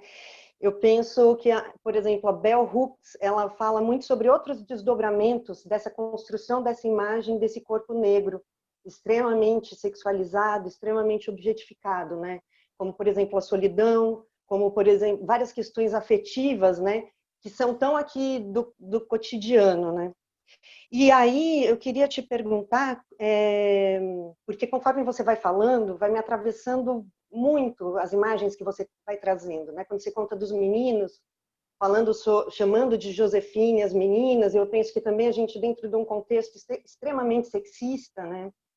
Então, queria te perguntar como que você analisa, historicamente, a participação das mulheres brancas nessa construção da objetificação e da hipersexualização do corpo da mulher negra, né? Isso. Uhum. Porque são coisas que precisam ser ditas, eu acho, né? São coisas que a gente precisa estar mexendo, né? Já te agradeço. Muito boa, Andréia, essa pergunta. Quando eu comecei a minha fala, eu estava falando justamente das imagens de controle, né? E aí eu falo dessa divisão que o patriarcado instaura de mulheres negras e mulheres brancas e os lugares sociais, digamos assim, de cada uma delas, né? Mulheres brancas, historicamente, elas vieram muito buscando a alteridade das imagens que estavam sendo agregadas às mulheres negras. Né? Então, buscando a alteridade. Então, assim, se essa mulher é a mulher, por exemplo, da agência sexual selvagem, eu sou a mulher para casar. Entende? Se essa mulher é a mulher do mito da mulher guerreira, da mulher forte, eu sou a mulher delicada, né? Eu sou a mulher mais, inclusive, humanizada, né? Historicamente, teve essa construção. Isso não quer dizer que não houveram, por exemplo, feministas brancas ou outros grupos, eu não gosto também de colocar todas as mulheres brancas, né, que se politizaram e que tentaram, e que fizeram, né, sua trajetória de enfrentamento antissexista, não necessariamente antirracista, mas antissexista, né? Eu não gosto de colocar todo mundo na conta do feminismo, não, porque eu acho que, sabe, feminismo parece que virou um jargão que tudo é feminismo e no final nada é feminismo, né? Botei uma blusa escrito Josephine Baker. Josephine Baker, ou sei lá, botei uma blusa escrito Mulher Fatal, feminista, sabe, umas coisas assim. Então, até tem uma entrevista da Patrícia Hill Collins no site Gallaudet, que é muito boa, que ela fala isso, ela fala, gente, não fica dizendo que é feminista se você não é feminista, ou se você não sabe o que é, porque você pode ser outra coisa, sabe? Você pode ser, inclusive, não está dentro de nenhuma dessas caixinhas, né? Porque, de certa maneira, os conceitos eles acabam envelopando a gente também, né? Então, eu gosto muito de pensar, não necessariamente no feminismo, mas de pensar em emancipação. Acho que, de repente, o guarda-chuva da emancipação a gente consegue agregar mais mulheres interessadas numa luta, sim, que aí eu acho que essa luta deve ser nossa, né? É uma luta antissexista, isso não quer dizer anti-homens, né? Isso quer dizer antissexismo, e numa luta antirracista. E aí o compromisso de mulheres brancas com uma luta antirracista, eu arriscaria dizer que é muito recente, e talvez muito por conta dessa explosão que a gente tem vivido agora, né? Essa explosão feminista, pela primeira vez liderada por mulheres negras, pensando no contexto mundo que a gente está vivendo agora, né?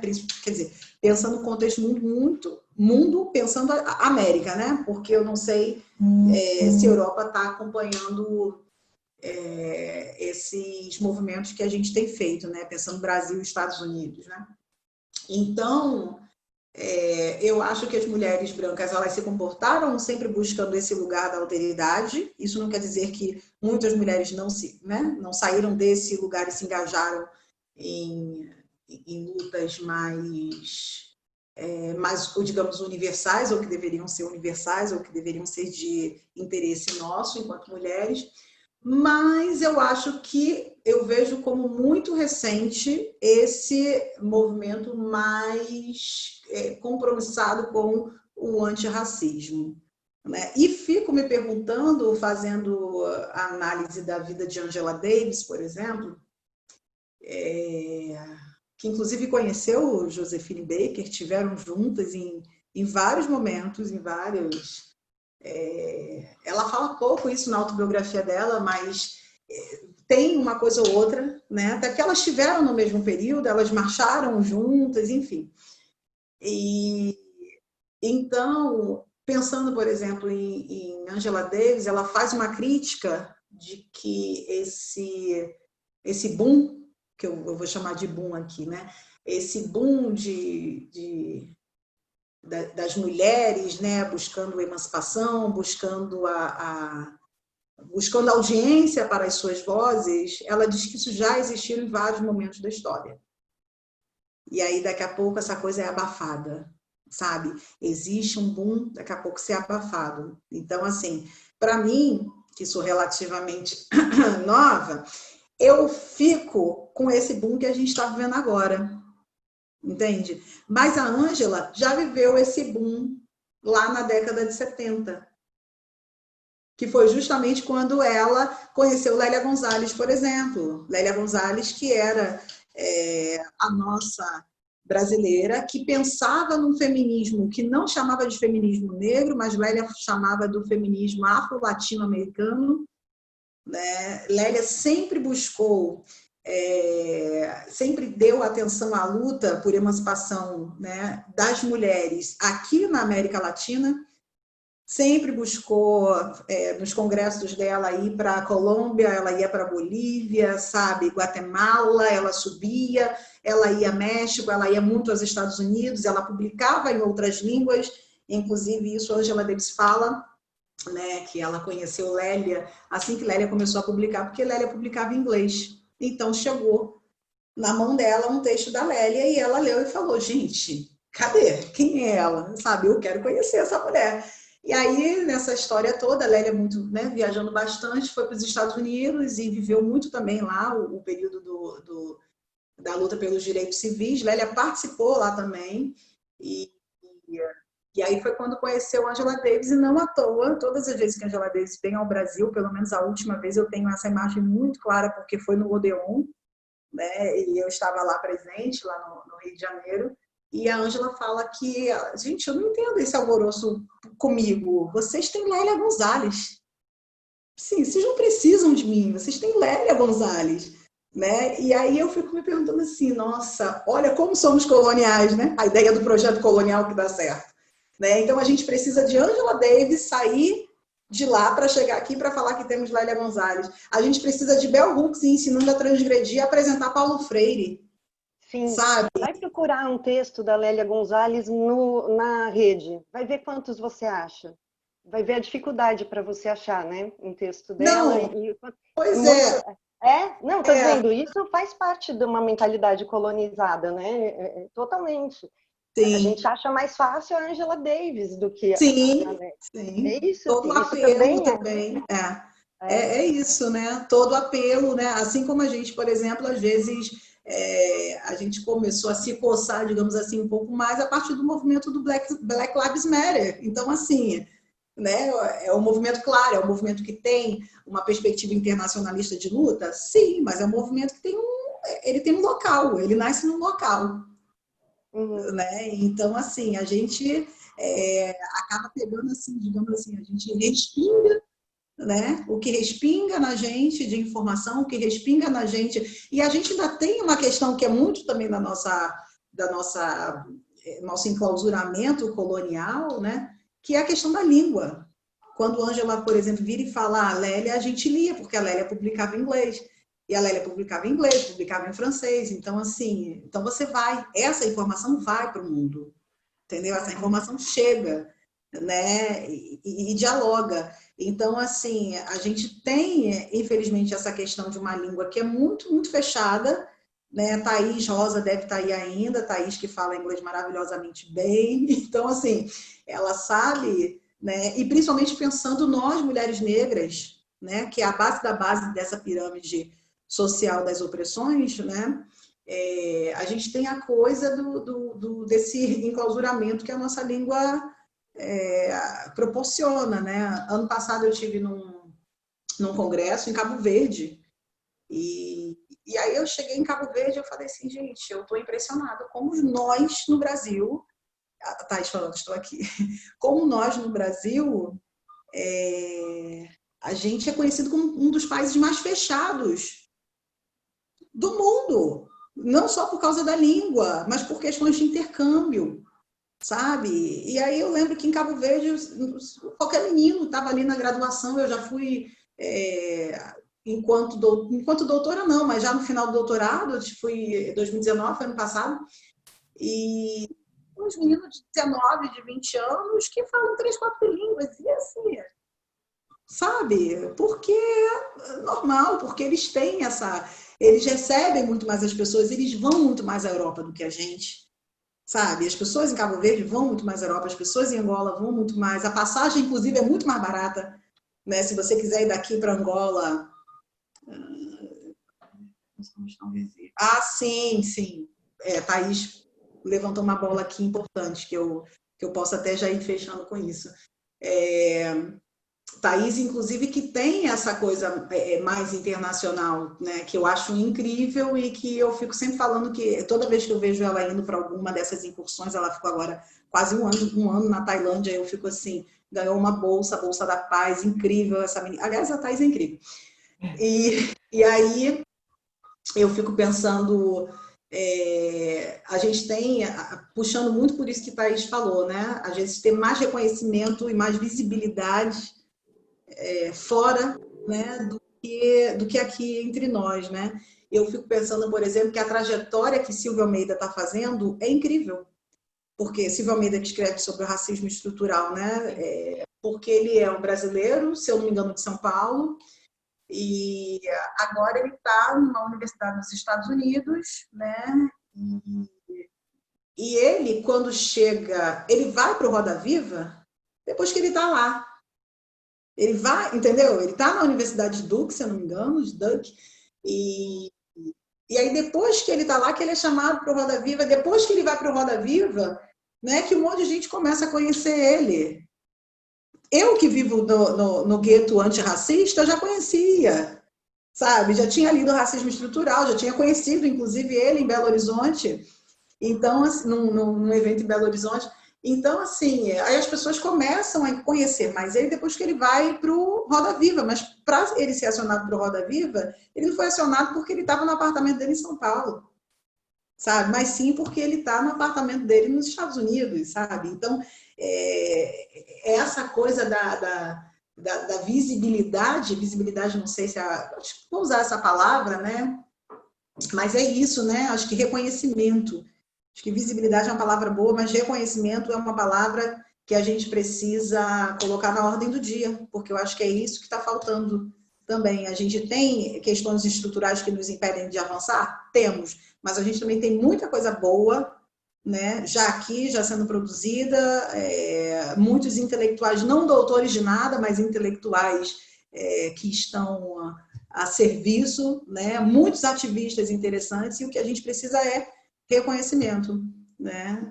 Ou a gente vai ter que esperar Bell Hooks para ler Paulo Freire, que foi o meu caso, tenho que confessar, né? Eu fui ler Paulo Freire depois que eu encontrei ele em Bell Hooks, porque o Ensinando a Transgredir da Bell Hooks é todo em cima de Paulo Freire. Inclusive, ela simula uma entrevista com Paulo Freire, gente. Paulo Freire já morto, ela simula uma entrevista. Não sei se a Andréia conhece isso, acho que ela gosta de Bell Hooks. É maravilhoso. Esse capítulo é maravilhoso, né? Sim. É o nome dela de nascença, né? Entrevistando Isso. a Bell Hooks sobre o Paulo Freire, né? É uma das coisas mais lindas. Isso aí. É a Glória, não é Glória? É a Glória que é o nome dela. Sim.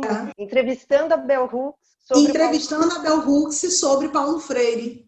Então, assim, eu, né, já na universidade, fui conhecer Paulo Freire assim, sabe? A gente precisa que Angela Davis chegue no Odeon lotado para gritar, gente, leiam Lélia Gonzalez, sabe?